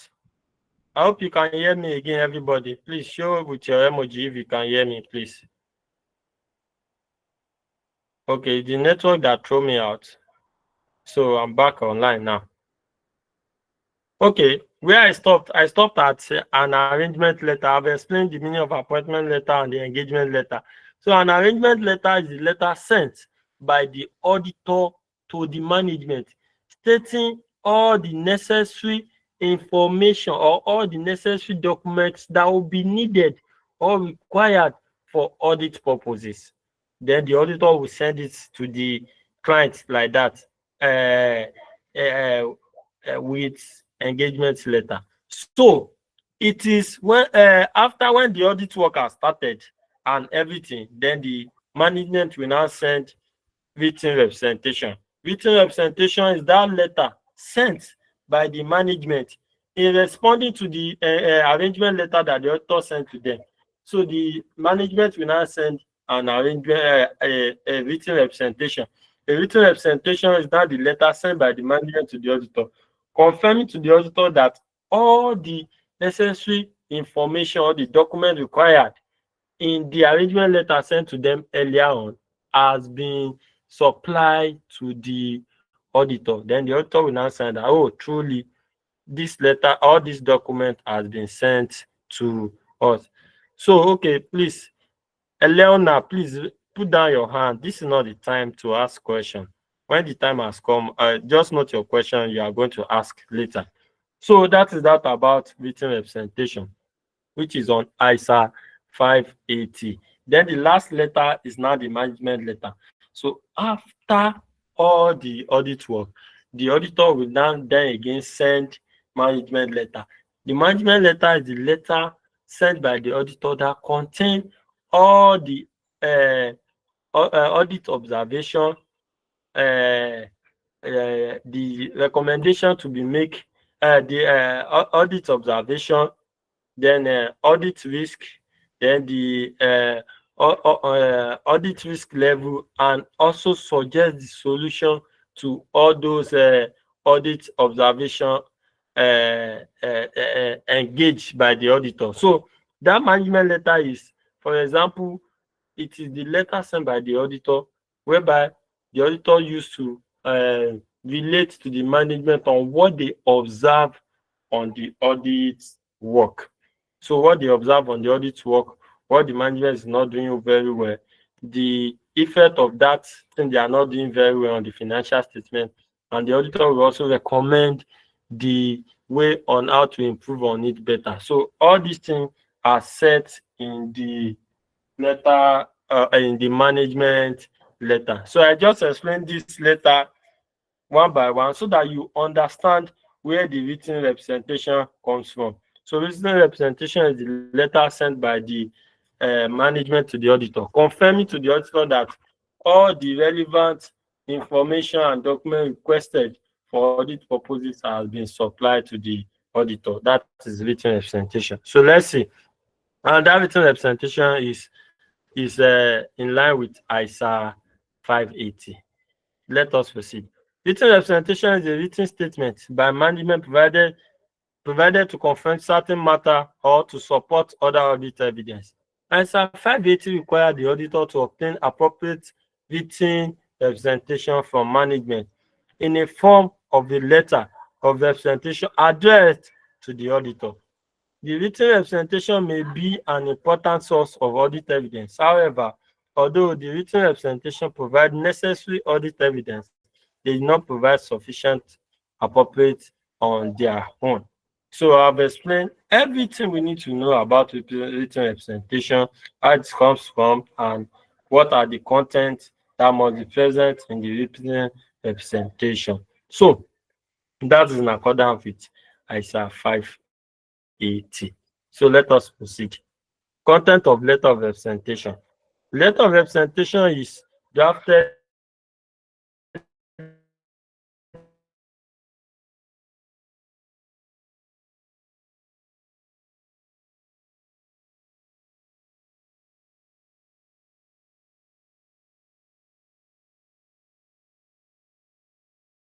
by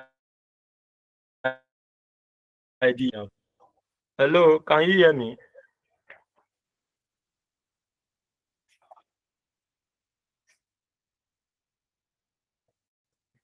Okay, so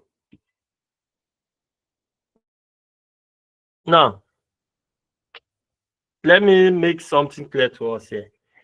In practice, written representation is drafted by the management to the auditor.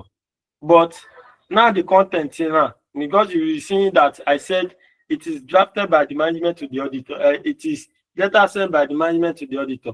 But in the content, you are not seeing drafted by the auditor. In practice, generally, it is the letter written by the management to the auditor. But the auditor will send a sample. That is why they said drafted by the auditor. You know, the sample of the content or the sample of how the letter is going to be.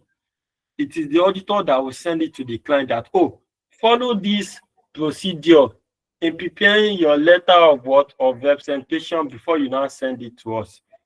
I hope do we understand that my explanation. So if they ask you who prepare written representation letter, it is the management too, it's not the auditor. But the auditor can only draft like in form of format or procedure or steps on how the management is going to draft their own letter before they will now send it back to the what to the auditor. So audit representation written representation is sent by the management to the auditor.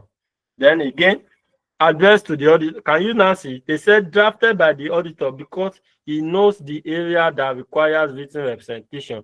Then addressed to the auditor. That is, they will send it back to the auditor.